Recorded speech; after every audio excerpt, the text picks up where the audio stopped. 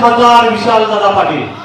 सांगली जिल्हा परिषद सार्वत्रिक निवडणूक 2026 विधान पंचायत समिती सार्वत्रिक निवडणूक 2026 च्या सोनी जिल्हा परिषद गट भोसे जिल्हा परिषद गट भोसे पंचायत समिती गट च्या उमेदवारांच्या प्रचार निमित्त या ठिकाणी मंचावर उपस्थित असलेले सर्व मान्यवर सर्व उमेदवार या ठिकाणी आसपासच्या गावातून या ठिकाणी सर्व संस्थांचे आलेले पदाधिकारी ग्रामपंचायतीचे सर्व सरपंच सदस्य पंचकृषीतून उपस्थित असलेले मतदार ग्रामस्थ बंधू भगिनी मित्र प्रचाराच्या शुभारंभा दिवशी मी बऱ्यापैकी भाषण केलं होतं.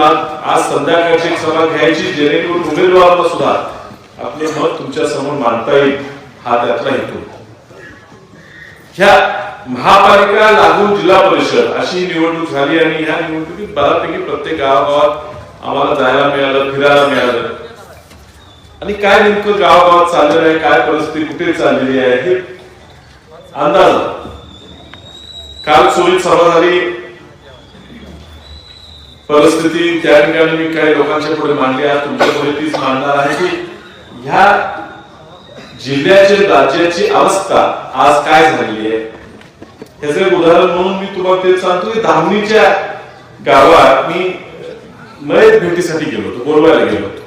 त्या ठिकाणी जैन समाजाचे शेडवाळे कोणी कुटुंब आहे त्या कुटुंबाचे 50-55 वर्षाचे ग्रस्त त्यांचा मृत्यू झाला होता. मी घरी गेलो विचारलं काय झालं तर घरच्यांनी सांगितलं की शेताकडनं गावाकडे टू व्हीलर घेऊन येत होते येता येता 3 पोरं बाजूला बसली होती. त्यांनी एकदमच आढळलं म्हटले तुमची लाईट आमच्या डोळ्यात आली थांबा आता. मोबाईल हिसकावून घेतला जरा खेचाखेची झाली ओरडाओरडी झाली तो पण मागणं पोरगा पळत पळत त्यांचा आला. ह्यांनी ह्या 3 पोरांपैकी एकाने बाजूला पडलेला एक दरड मोठा उचलला आणि थेट त्या 55 वर्षाच्या ग्रस्ताच्या डोक्यात हाणला. पोरगा तिथून ओरडत पळत आला तो पण घातला एकाने खात्यावर काढलं त्याच्या दिशेने तिघं पळू लागली. पोरग शेवटी घाबरलं जीवाला मागे पळालं गोल फिरून तो गावात पोहोचला. गावात सगळी गोळा केली त्या ठिकाणी आलं तर पोरही गेली होती मोटरसायकल गेली होती मात्र त्या ठिकाणी रस्त्याच्या कडेला रक्तस्त्राव होऊन त्याच्या वडिलांचा मृतदेह पडला. सगळी गोळा झाली पोलिसांना कळवलं पोलीस आले पोलिसांनी शोध लावला. जरा पुढे जाऊन ज्यूसच्या टपरीवर 3 जण निवांत ज्यूस पीत बसले. पोलिसांनी पकडलं नेलं म्हणजे काय केलं आम्ही काहीच केलं आठवतच नाही. पोलिसांनी ओळखलं पूर्ण नशेत आहेत पोरं गांजाडी पोरं आहेत. तर विचारलं कुठनं नशा मिळेल तुला नशा काय सगळीकडे मिळते मेडिकल दुकानात मिळते त्याला. आता विषय असा आहे की ह्या मृत्यूला जबाबदार कोण गुन्हेगार कोण आहे ते 3 पोरं ज्यांनी त्याचा डबल मारून खून केला का त्याची आई वडील त्या पोरांचे संस्कार असले पोरांना टाकले का त्या मेलेल्या माणसाचं पोरग तू बापाला शेताला काढून तुला जाता येत नव्हतं का स्वतः बाप त्या रस्त्यावर कशाला जाणार माहितीये तिथं पोरं बसलेले असतात तू तिथं कशाला गेला तू जबाबदार तुझ्या मेलेले असतात का याला सरकार जबाबदार आहे ह्याला घर खातं जबाबदार आहे घर खातं मुख्यमंत्र्यांकडे आहे. हे भाजपचे मुख्यमंत्री ह्या गोष्टीला जबाबदार आहे की ह्यांची पोळी भाजण्यासाठी निवडणूक आली तर लोकांचे पैसे वाटायचे दारू वाटायचे मटणाची जेवण घालायचे ही सगळे करण्यासाठी पैसे लागतात. हे पैसे आणण्यासाठी सर्व खात्याच्या लोकांच्या बदल्या कराव्या लागतात आणि बदल्या केल्यावर ज्याची बदली पैसे देऊन करावं लागते तो पैसे कमवणार. म्हणून तुम्ही आम्ही अडचणीत असताना जमीन विकतोय त्या जमिनीचं नाव नोंदणीसाठी पण पैसे द्यायला. एक माणूस उठून सांगावा की त्याचं जग आयुष्य चांगलं चाललंय भाजप सरकार मोदी पंतप्रधान झालं बसून आणि त्यामुळे कुठल्याच ऑफिसला आता लाच द्यायला लागत नाही. सांगावं कोणतरी भाजपच्याने सांगावं खोटं सांगावं खरंच मला लाच देता आली नाही. गरजू मी तेच सांगतो गरजू जमीन स्वतः विकलाय दुसऱ्याचं नाव चालवायला हे पैसे दे ते पैसे दे. मग हे बदल्या पोलिसांच्या पाहिजे पण पोलीस पैसे देतात आता पोलीस पैसे कुठनं काढतात? तुम्ही आमच्याकडनं काय काढणार? आपण सकाळी जातो शेतात, येतो संध्याकाळी पारावर बसतो, घरी जातो. मग आपल्याकडनं काय पैसे? मग पैसे कुणा काढायचे? पैसे काढायचे गुन्हेगारांकडे, पैसे काढायचे दारू धंदे असलेल्याकडे, पैसे काढायचे कॉन्ट्रॅक्ट करणाऱ्या माणसांकडनं. ह्या लोकांकडे पैसे काढायचे आणि त्याला राजकोट मोकळी द्यायची. काही करा, कुठेही विका, कुठेही विका, काही करा, पोरींना छेडा. आज मी पण 2 पोरींचा बाप आहे. ती पोरगी मुंबईत शिकत असली का भोश्यात असली का सांगलीत असली, सकाळी शाळेत गेली ना, कधी एकदाची पोरगी घरी येते, हे प्रत्येक मातेच्या बापाच्या छातीत धडधडत असत. सकाळी क्लासला पाठवायचं म्हटलं ना पोरीला, क्लासला, मला कधी कशाला शिकवतोय पोरा, राहू दे. कधी एकदा मोठी होते, लग्न लावून घालवतोय, अशी परिस्थिती. आपण म्हणतो लोक पोरच पाहिजे, पोरी का नको का म्हणतात? आमच्याकडे श्रीमंती, आम्ही पोरी सांभाळू जगू. गरीबाच्या पोरीला किंमत आहे का? कोण बी येते, कोण बी पळवून नेते, कोण बी चिडवते. येतात आता पोरीला त्रास. सुख आहे समाधान आहे, जगतोय, खरं आहे. महिन्यात 1500 रुपये येतात, हे पण खरं आहे. काँग्रेसने दिलं मुफत धान्य, ह्याचं नाहीये, धान्य काँग्रेसने चालू केलं, ते बी अजून चालूच आहे. घरकुल काँग्रेसने चालू केलं, चालूच आहे, सगळं चालू आहे. समाधान जगतोय का आपण? ज्या देशात, ज्या राज्यात, ज्या जिल्ह्यात भाजप पंतप्रधानापासून गल्लीपर्यंत म्हणतात सगळं भाजपचं सरकार आहे, त्या राज्यात जर आपल्याला समाधान जगता येत असेल तर परत आपण म्हणायचं मोदी साहेब जिंदाबाद, म्हणायचंच. बघ, ती नशा विकणारी, धंदा करणारी पोरं आहेत ना, धंदेवाले आहेत, पोलिसांना पैसे देतात, नशेच्या गोळ्या विकतात, दारू अड्डे चालू करतात. ती लोक विचारतात का? एखादा पोरला, तरुण पोरला आला, म्हटलं मला गोळ्या, गांजाच्या गोळ्या द्या, ती विचारतात का तुझी जात कुठली, तू हिंदू आहेस का मुसलमान आहेस का जैन आहेस? मुसलमान असला तरच मिळणार, हिंदूची पोर आम्ही बिघडवणार नाही असं म्हणतात. हे हिंदू राष्ट्र म्हणतात. आता शेडबाई जो मेला व्यक्तीग्रस्त, त्याला त्या पोराने डोक्यात दरड राहता विचारलं होतं, तू मराठ्याचा आहेस का जैनाचा? मराठा मुसलमान सांगमोग दरड घालायचं नाही ठरवतो, विचारलं होतं. तुम्हाला राजकारणासाठी धर्मचा, हा मुसलमान, हा जैन, हा मराठा, गावातील राजकारण, मराठा मत टाकू का, जैन मत टाकू का, ह्याला टाकू का, त्याला टाकू, चालू आहे तुमच्या गावात. निवडणूक आली ना तर भाजपला मतदान मिळायला पर्याय ठराविक आहे. पैसे बटन दारू, आणि नाही चालले तर धर्म आणि जात. माहीत नसणारे जात काढायचं, आठवण बघ, तुझी जात ही, तुझी जात ही, त्याला कुठं मत टाकायचं? आपल्या जातीचं नाही, आपल्या धर्माचं नाही. मग पोरीला छात्र विचारली, जात कुठली विचारली? रस्त्यावर कुत्रे निघाले, कुत्रे चावा लागले, त्यांना कोण घेईना. त्याच्या महापालिकेत रोज कुत्री इथं, कुत्री तिथं, लहान लहान पोरं शाळेत येताना कुत्री मागा लागायला लागल्या. 2 पोरं कुत्री चावून मेली. त्या कुत्र्याने विचारलं होतं का त्या पोराला, तू कुठल्या जातीचा आहेस, मग तुला चावायचं नाही ठरवलं? तू विचारलं जात, त्याला विचार. हे सरकारला काय देणं घेणं नाही. हे म्हणतात आम्ही हिंदू सरकार, काय नाही, याला देणं घेणंच नाही. सोयीप्रमाणे मग जैन समाजाला म्हणायचा हिंदू, आता धर्म वेगळा आहे जैन समाजाचा, लिंगायत समाज हे धर्म वेगळा आहे. तुम्ही आता मुसलमानांच्या विरोधात हिंदू सगळे आम्ही एक म्हणतो, सगळे मुसलमान उचलून बाहेर टाकले, मग राजकारण कशावर चाललं? मुसलमानाची भीती टाकून हिंदुत्व मध्ये घ्यायची, आता मुसलमान बाहेर टाकला, आता भीती कोणाची देणार? जैनाची भीती घालणार ना, कुणाला? पुढचं टार्गेट कोण आहे?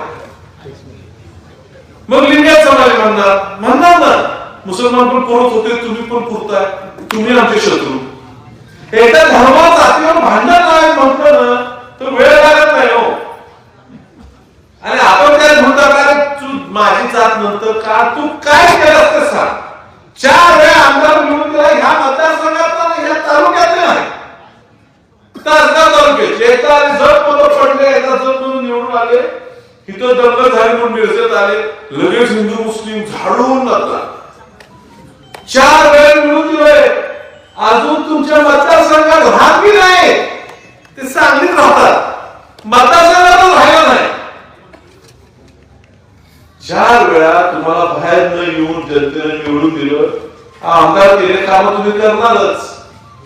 पण भाषा काय? मी म्हणेल त्याला मतदान करा, नाही तर बघून घेईन, दाखवतो, आणि आपण बी ऐकून घ्यायला लागलो. 4 वेळा निवडून दिलं, जसे त्याला 5 वेळा निवडून दिला. काय तुमच्या आमच्या विषयात बदल झाला? एक गावची मागणी होती की पाणी तळाला टाकायला पाईपलाईन तुम्ही कृष्णा खोडला करून द्या, अजून म्हणतोय तरणारा मला मत टाका, तरणारा मला मत टाका.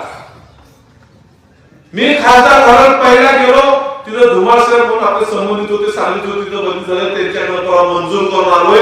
येणाऱ्या 15 दिवसात त्याचं मी टेंडर काढून देणार. दुर्दैवाने माझं नारळ फोडायला आमदार पुढे येणार. अरे 20 वर्ष तुला का झालं नाही बाबा?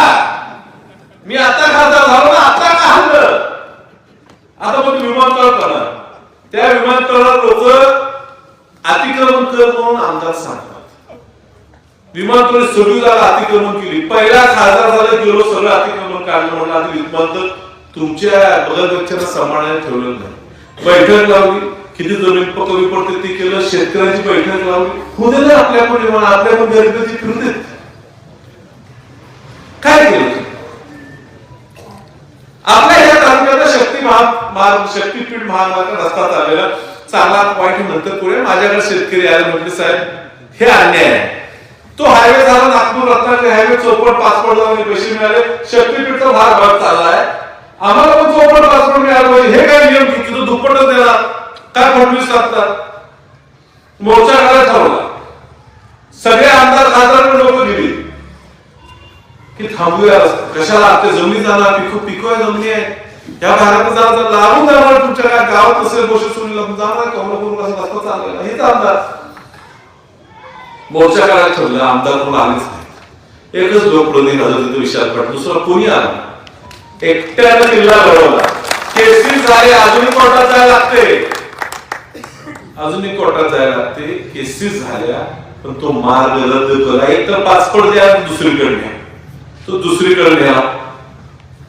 मला परवा कळलं, आमदारांनी पत्र दिलं, नाही ते तिथून परत इथं आला, आमच्या जमीन का जनता नाराज झाली. अहो का नाही, वरनं मुख्यमंत्र्यांचा फोन होता म्हणून मी पत्र दिलं. अरे तुला जनतेने निवडून दिलं का मुख्यमंत्र्यानं? जो आमदार कोण निवडून गेला जनतेचाच नाही, तो आता आपल्याला सांगणार जिल्हा परिषदला आपण सदस्य कोण करायचा? एवढे तुमच्याकडे पैसे, देशापासून गल्लीपर्यंत सत्ता, तुमच्याकडे कोट्यावधी रुपये पैसे, मग तुम्हाला ह्या घोषित जिल्हा परिषद मतदारसंघातनं एखादा सामान्य कार्यकर्ता का उभा करता आला? का तुम्हाला कॉन्ट्रॅक्ट उभा करावा लागला? काय राजकारणाचा संबंध? काय तुमचं काय अर्धिंग आहे का? कशात घेतले ते परतफेड करायचे का? हे काय ठरले? लोक आमदार काम करतात. अहो दुसरा आमदार ताले 7 दिवसाला निवडून दिला असता, तुमच्या गावात जास्त कामं झाली असती, कारण टक्केवारी तो काम नसता, आरक्षण असतं. तुम्ही 10 रुपयाचं काम 15 रुपयाचं करणार, काम झालं म्हणणार, ते तुमच्या किशोराला काम चालायचं ते न करण्याचं जनता मूर्ख नाही. द्यायचा एखादा गरीब कार्यकर्ता, आम्ही घाबरून गेलो असतो, आणि सामान्य माणसाला तिकीट दिलं थांबूया झालं. आम्ही पण गरीब माणसाला ह्या ठिकाणी तिकीट दिलं असतं. तुम्ही गरीब माणसं आम्ही आता काय करा, आमच्या भोशीचे नेते बिचारे गरीब नसतं, डेप्युटी इच्छुक कुठे घडले. मग आपण डेप्युटी इच्छुक होतो, उमेश पाटील इच्छुक होतो. ते म्हणलं आता कुठं आलो काय एकूण अनुभव म्हणतो लय लागला. आम्हाला वाटलं आता त्या तिकडे पाठवा वेळ मार्केट काय 40 करोड काहीतरी कमवलं असेल खर्च. तो मी गरीब होतो, नाही मी काही कमवलं, दुसरीच घेऊन गेली. आता तुम्हाला 3 पैशाचं मागतो, मग द्या तेवढं. आणि लय वाटलं खायचं जेवण. आता जरा देवधर्म करणारा गावाने मार्केटमध्ये शेजारचा लय काय खायची इच्छा झाली, त्या खाऊन या कॉन्ट्रॅक्टरचा काय तक्रार नाही. पडतोय पाऊस तर आंघोळ करून घ्या, नाही तक्रार नाही. पण मतदान देताना चपराक द्यायचे तुम्हाला भाजपला एक धडा शिकवायचा. आम्ही तुमच्याकडे नोकरीला नाही, तुम्ही आमचं घर चालवत नाही. आमचा स्वाभिमान ह्या गावचा स्वाभिमान, ह्या गावाने मला मताधिक्य ह्यावेळी दिलं, ह्या गावाचा मी आयुष्यभर ऋणी राहणार. मतदान झालेल्या दिवशी या बोशे गावाने माझा सत्कार केला, खासदार म्हणून सत्कार केला, फटका शाल मला मतदाना दिवशीच निकाल लागला पुढे, पण मतदानाला 7 वेळा माझा सत्कार तुम्ही करून टाकला. ह्या गावावर माझं कायम प्रेम राहणार. तुम्ही मला काय म्हणून दिला? खासदार म्हणून जी जबाबदारी तीच पार पाडायची. खासदार मोठी गावं करायची. खासदार बेटरी रस्ते करू शकत नाही, तसा निधी आम्हाला मिळत नाही. खासदार मोठे प्रकल्प म्हणायचे. तो 1200 कोटीचा रस्ता आता आम्ही म्हैशाळपासून कुमटे फाट्यातून विट्यापासून म्हैशाळवर रस्ता 1200 कोटी रुपये मंजूर करून आले. 4 पदरी करून एवढे ऍक्सिडेंट रस्त्यावर होता, तासगावला जायला नको वाट. 10 वर्ष तासगावचा खासदार कसं सांगून देतो आपण असतो. रस्त्यावर तासगाव रोड आपला पहिल्या गणपती साहेबांच्या पाय धरवतात, काय घेऊन आता मला रस्ता मंजूर करा, 1200 कोटी मंजूर करा. सांगली कोल्हापूरला जायचं नको वाटतं. 950 कोटी मंजूर करून टेंडर पण झालं, हे टेंडर आता निघणार, हे पण झालं. आता मुंबईहून बँगलोर जाणारा रस्ता चाललेला असं सरळ जातो आपल्या भागात नाही, जिल्ह्यात जातो पण बाहेर इस्लामपूर मार्गे जातो. मी मार्गावर गडकरीसाहेबांचा रस्ता आता बदलून घेतलाय, तो माहुलीतनं जाणार आपल्या बेळगीत निघणार आणि कर्नाटकात 7 तासावर मुंबई बँगलोर सांगली मार्गे 70,000 कोटी रस्ता आहे. 10,500 कोटी सांगली जिल्ह्यात खर्च होणार. 4 करोड नोकरी लागतील, पैसे आपल्यात येतील, जमिनीवर पासपोर्ट करायला पैसे मिळणार. मग एवढंच म्हणजे आपण हे काम माझं तेच आहे. ह्याच्या पुढे काय केलं पाहिजे?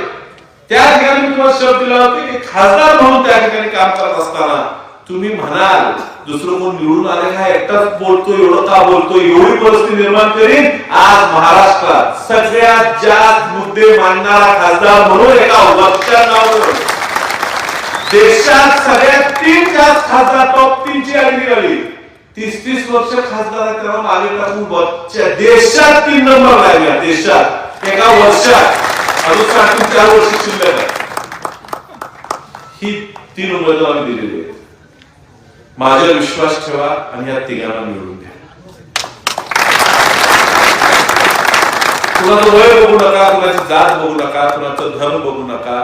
मी दिलेले आहे. मी तुमच्या निवडून दिल्यावर तुमच्या कुठल्या तरी अपेक्षांवर खरं उतरलो असेल तर ह्या तिघांना निवडून द्या. ते कुठे कमी पडतील त्या ठिकाणी मी त्यांच्यासाठी उभा आहे.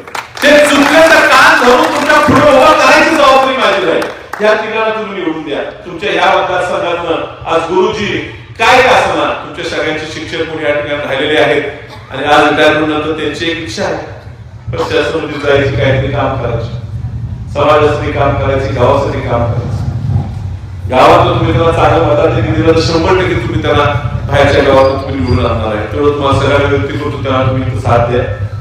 दिनकर पाटील जिल्हा परिषदेचे उमेदवार सोनेगावचे असते तर ह्या गावचा द्राक्ष बागेनिमित्त, शेतीनिमित्त चांगला संपर्क राहिलेला आहे. त्यांना त्या ठिकाणी सगळे गाव वापरतात आणि राजकारणात काम करणारा धडपडणारा माणूस म्हणून त्याची ओळख आहे. दिनकर पाटील त्या ठिकाणी तुम्ही निवडून द्या. या ठिकाणी त्या पक्षातून कोण लोक तो बसले तर गजानन माळी मागच्या थोडक्यात त्यांचा पराभव झाला. त्या करोली गाव लहान गाव आहे, त्या लहान गावाला तरी आपण संधी दिली पाहिजे. त्यामुळे करोली गावात गजानन माळी सारखा चांगला कार्यकर्त्यांना निवडून द्या. हात चिन्ह लक्षात ठेवा, प्रत्येक मशीनवर 2 वर एक खाली 1 हात असणार. ते 2 हाताचे चिन्हावर बटन दाबून आमच्या निवडून द्या. हे मी तुम्हाला सगळ्यांना विनंती करतो आणि पुढचे सगळं जायचं असणार तुमच्या नमस्कार.